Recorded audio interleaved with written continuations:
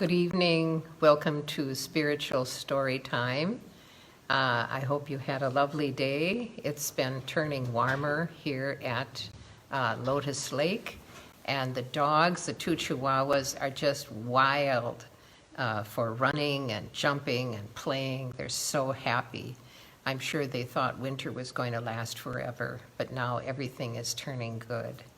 So I do want to point out that for my story time that as I said the other day, that I'm using my shirts that I never wear that are in the back of the closet. And so today I pulled out my brocade Tibetan shirt in honor of Gesar. And so I try not to be proud at how beautiful I look in my shirt, but we'll see as time goes on. If I look like I'm getting too proud, let me know. So anyway, let's begin. This is the third segment of the Gesar story, and that in the last segment, that tiny Gesar really brought down this evil magician and actually sealed him in his cave with a boulder and all kinds of scary stuff. So let's go on and see what this little child was going to get into next. Huh? News of the battle of magic between Gesar and the hermit quickly spread through the town, and it was not long before Tondon heard of Ratna's defeat. In despair and fearful of Gesar's growing popularity among the people, he banished Gesar and his mother to a distant and uninhabited valley. Tondon ordered the leading lamas and citizens of the town to escort the child and Gongmo into exile, enforcing his order by leaving them in no doubt as to what would happen to their hostage if they did not carry out his order. Tondon did not really think this banishment of Gesar would free him of the threat the child possessed, but at least he thought it might postpone it. When they reached the solitudes in the valley of banishment, the little group of townspeople sadly left Gesar and Gongmo, but not before helping them to find a cave for shelter and leaving them with plenty of provisions. They urged Gongmo to travel on and to find refuge in another kingdom, but they knew that few left the solitudes, for many demons dwelt among its bleak and cavernous rocks and danced upon stony wastes.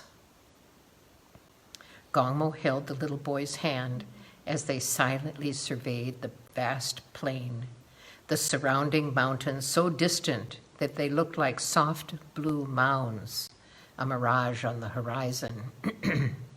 In the far distance, a herd of wild asses appeared from the haze and galloped across the plain, so small in the distance that Gesar was reminded of flies that he had seen running across the rice paper window in their room in the house at Ling. Days, months, and years passed. 3 years after their banishment, Gongmo and Gesar were still traveling the solitudes, for though Gongmo still talked of finding a place where they might settle and perhaps farm, they had set out many times only to find that they had returned to the heart of the solitudes, so that Gongmo knew in her heart that Gesar did not intend for them to leave, not until he could return to Ling. In 3 years, he had grown into a handsome, if unkempt, youth who daily became more attuned to their nomadic existence.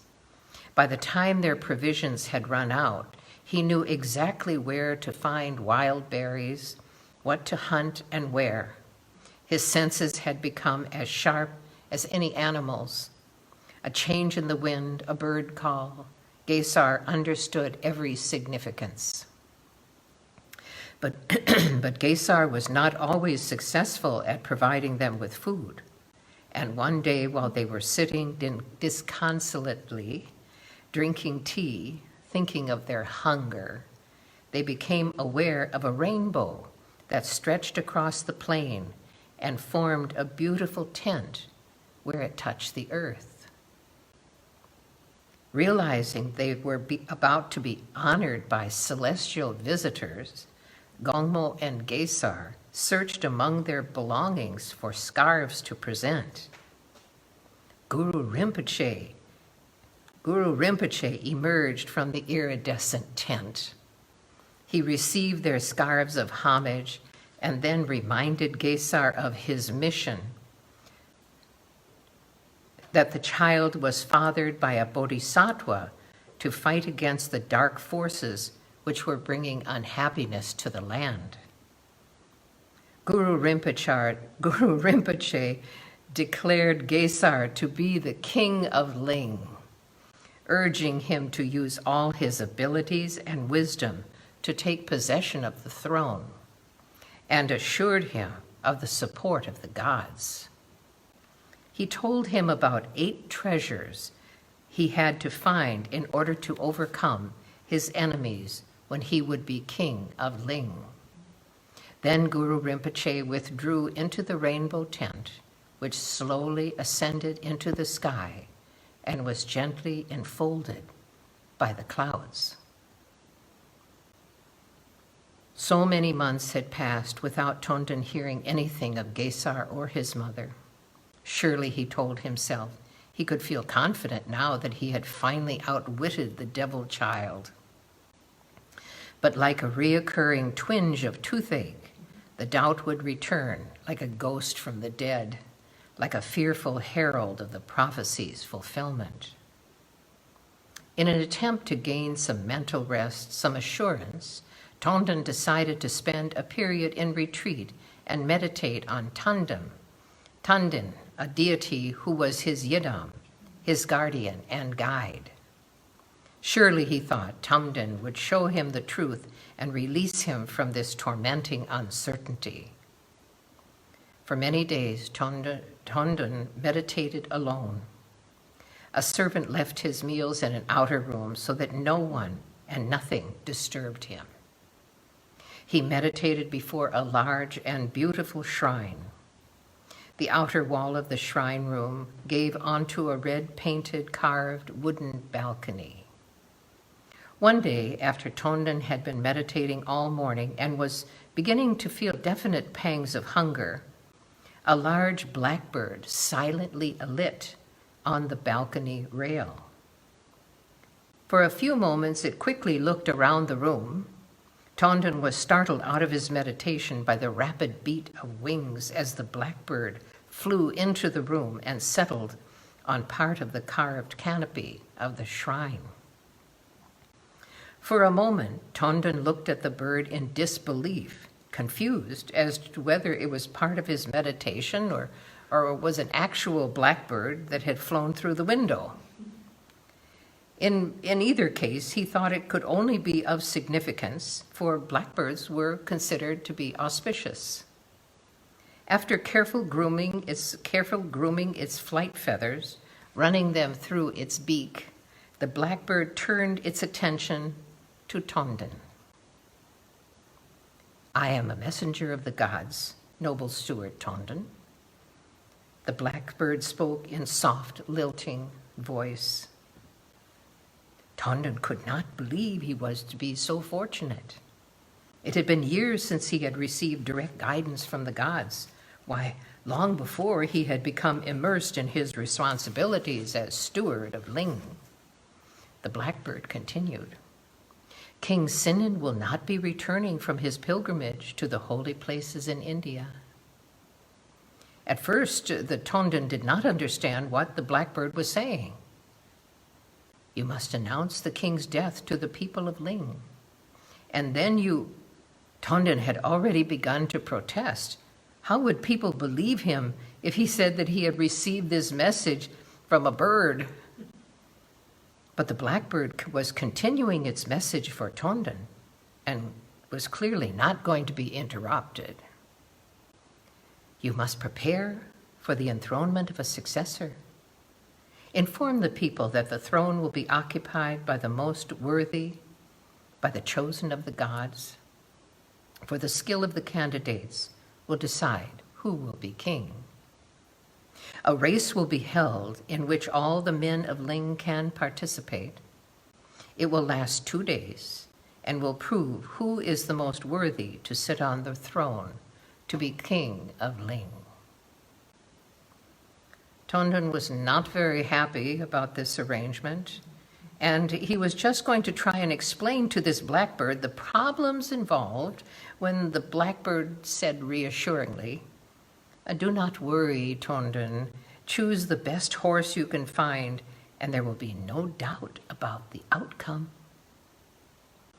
The blackbird paused, cocked its head to one side, and looked at Tondon intently, as though it gave him time to realize the significance of what he was saying.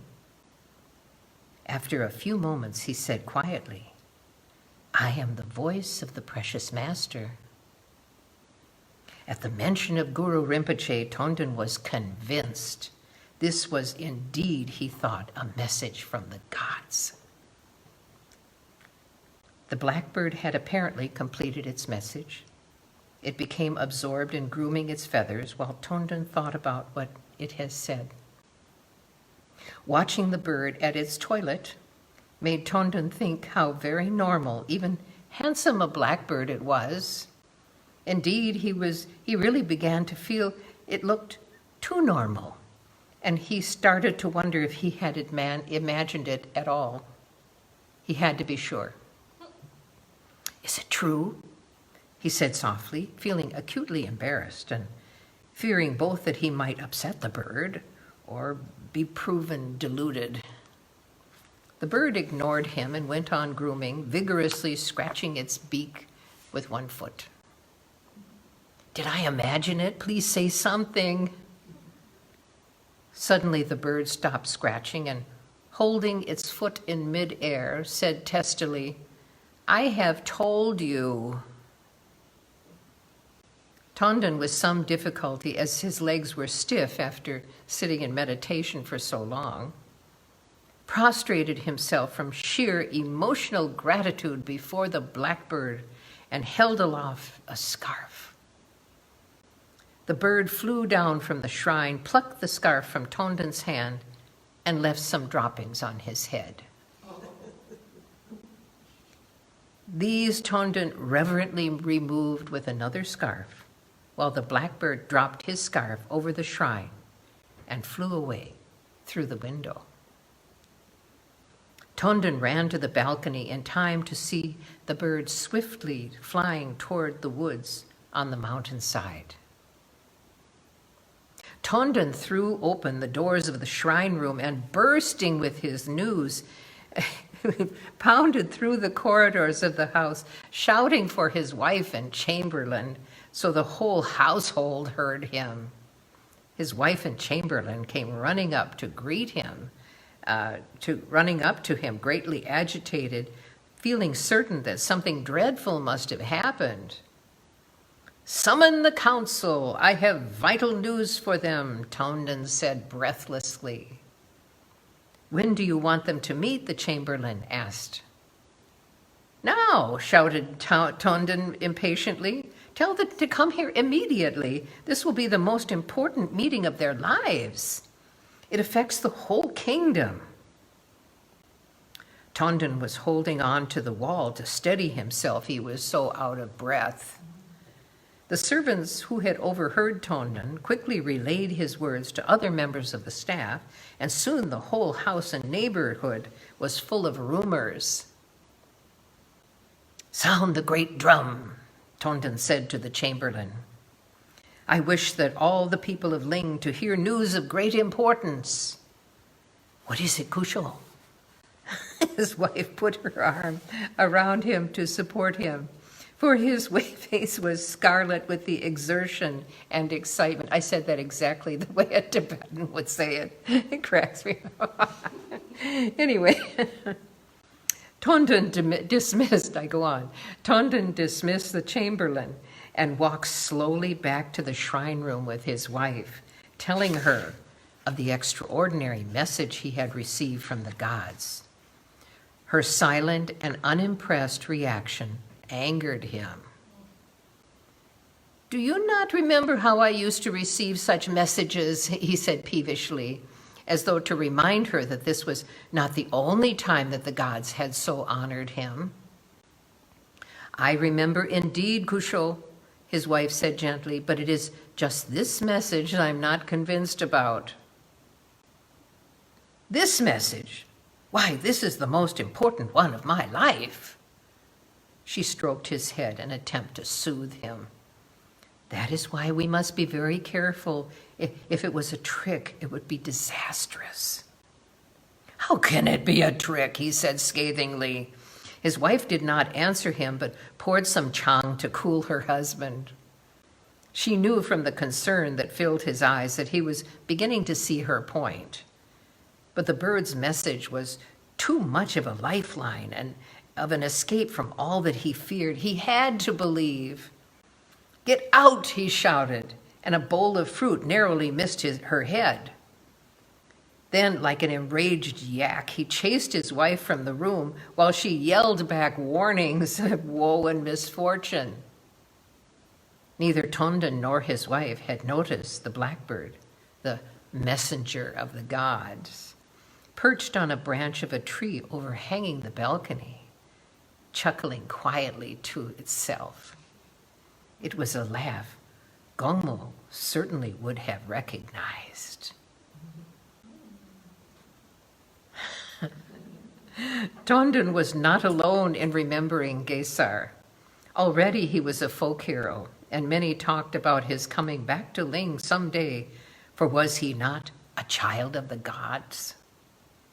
Many wanted Gesar to ride in the race for the throne of Ling. Some of these supporters were eating at the house of Siring, the richest man in Ling, and arguing about how they might find Gesar and Gongmo to tell the boy of the race. It was known that there were many traps and dangers for the travelers in the solitudes, and who could tell where Gesar and his mother had gone by now in those vast plains? It could be weeks, even months before they were found. "I will find them for you." Everyone stopped talking and looked in astonishment at Dolma, the pretty young daughter of Siring. "Dolma, Dolma," her father laughed. Why will you be able to succeed when none of us, who have had years of experience traveling in the mountains and the valleys, can be sure of finding Gesar?" "Because, Pala, I know in my heart that Gesar is destined for greatness. Because I know my destiny is to help him." The guests were silent and then murmured to one another. Dolma was an unusual girl. At her birth, the lamas had said that she was an especially blessed child. Although Siring was very reluctant, eventually he agreed with his guests, and Dolma's sincerity convinced him that the gods had chosen her to be their messenger. The following day at dawn, Dolma, dressed in a peasant's chuba and with saddlebags bursting with provisions, set out on the route described by her father, who was one of the group who had taken Gongmo and Gesar to the solitudes. Many long days passed. Only once did Dolma come to a village, a tiny hamlet of 6 houses, where she stayed the night. Occasionally she saw the splash of a monastery's white walls, set high among the rocks of a mountain, the temple roofs reflecting the sun in their gilded tiles.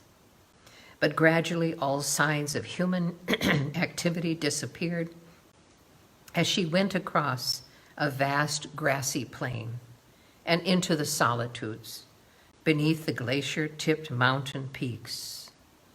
Dolma sang, "When you have arrived beyond the pass, the great high mountain will cover you with its shadow. Though I call you, I will hear no word. When you go down into the valley, where lies the most precious jeweled lake, you will go down into its waters, but I, who have exhausted my good karma, will be left by the side of the waters.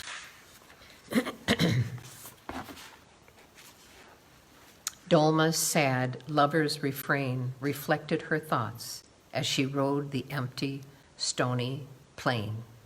The bells on her horse's harness no longer sounding joyous, but melancholy as they emphasized the silence, the emptiness of the land. Dolma fought off despair, determined to find Gesar, certain that with the blessings of Guru Rinpoche, she would succeed.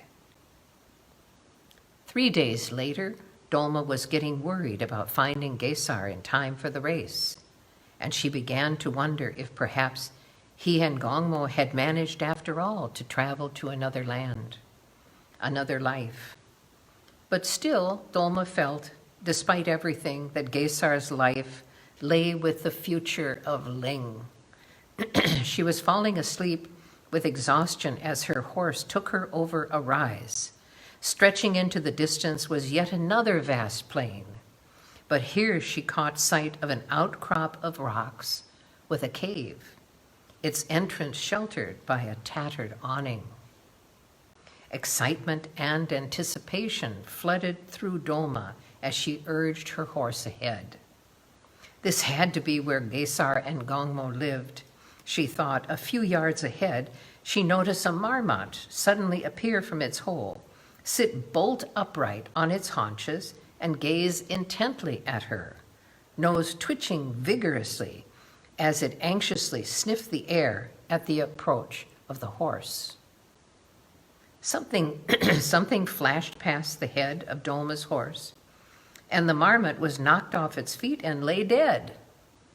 Turning in the saddle, Dolma saw a young man striding toward her. He was about 16, with wild, unkempt black hair, dressed in a sheepskin chuba and holding a sling. He looked just like any number of nomad boys she had seen, but there was a quality about his smile, and as he came closer, she saw something in his eyes.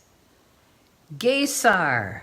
The youth laughed with delight on hearing his name called and helped her to dismount, teased Dolma on how beautiful she had become since he had last seen her in Ling.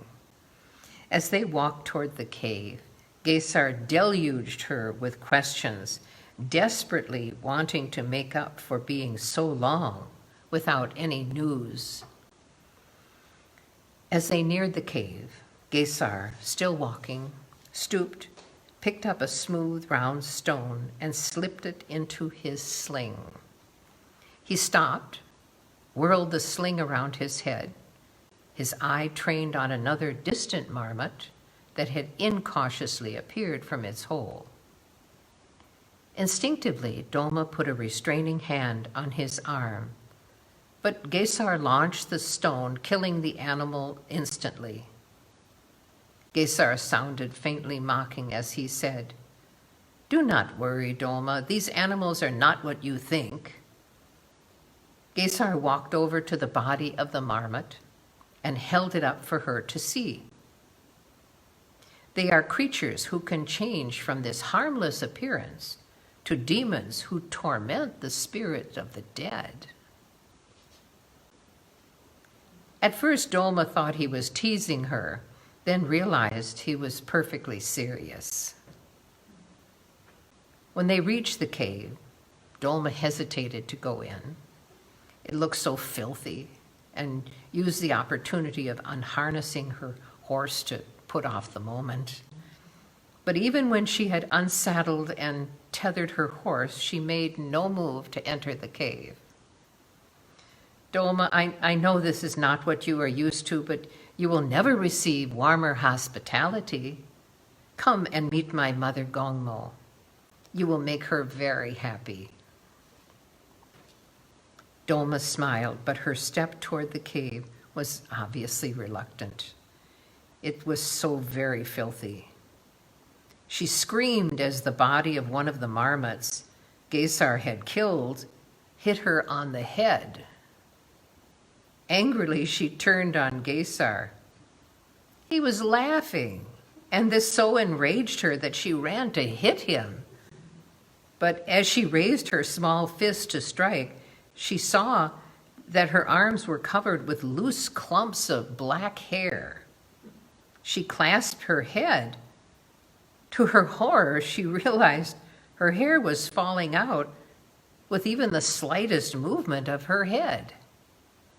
"My hair! Gesar, my hair! What has happened?" Domo wept while her hair gently continued to fall, sticking to her tear-stained face. Smiling, Gesar leaned forward to touch her head. Instinctively, Doma drew back, fearing the slightest touch would cause even more of her hair to fall. But Gesar ran his hand through her hair as she cried out in despair, but no more hair came away in his hand. She touched her head. Her hair felt as thick and luxuriant as before.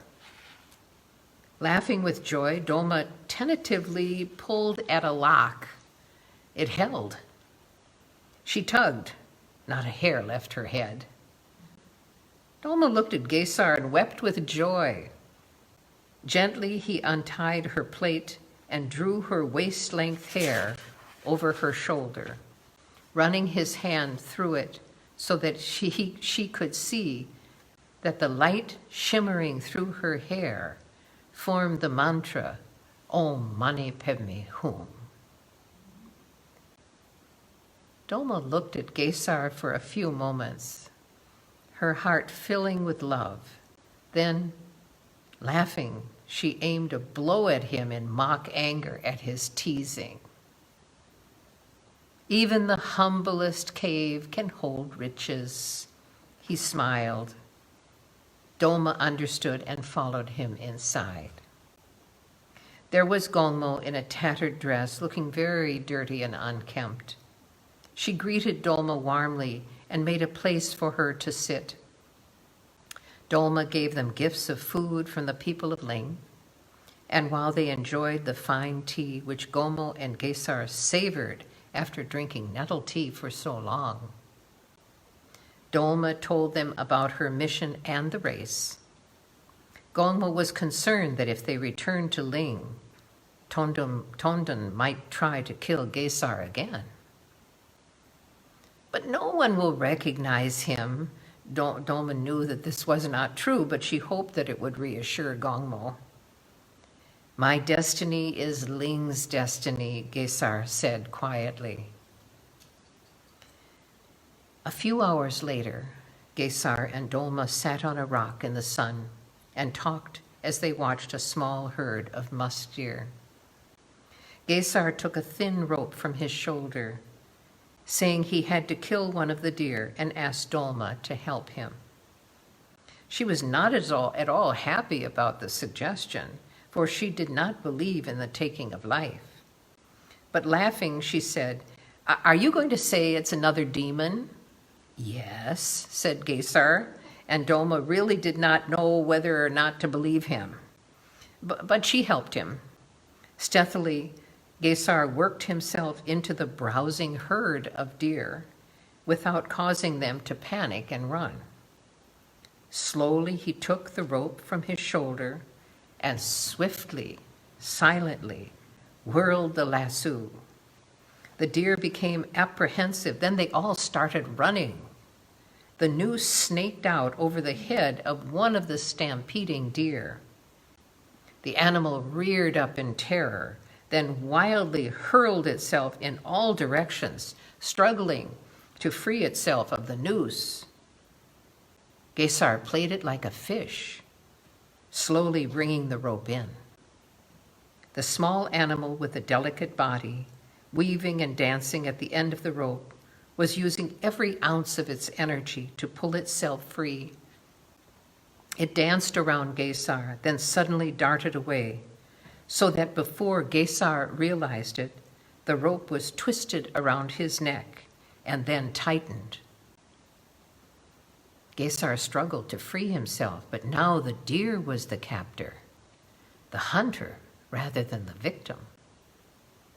Doma ran to help, but she found that no sooner had the deer slackened the rope for a second than it would tighten it again. It was like fighting against some demonic intelligence. She was sure that the deer knew exactly what it was doing. Gesar threw himself to the ground in an attempt to free himself from the strangling rope. He was gasping for breath, choking as Doma tried to free him. Desperately, she turned on the deer and tried to grab it. Then, without thinking, as she heard Gesar groaning, she picked up a stone, and as the deer darted past her, without thinking, she brought it down as hard as she could on the animal's head, killing it instantly. He gulped at the air, then staggered to his feet and walked slowly across to the deer. Doma watched him. "It's dead," she said finally, sadly. Gesar jokingly chided her for killing a defenseless creature. "But it was a demon." "I may know that, but I wonder if others will believe it." Doma was upset that her family might hear of her having killed the animal, for they were very religious. She was angered. She was angered by Gesar's attitude, especially since she had just saved his life, but he made light of the episode and teased her even more, promising to keep her secret if he could have her whip.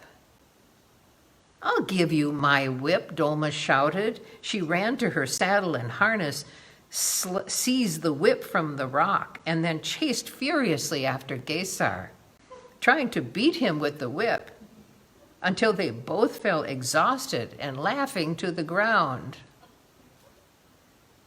Thus, Gesar acquired the first of the treasures described by Guru Rinpoche. Tomorrow we'll continue.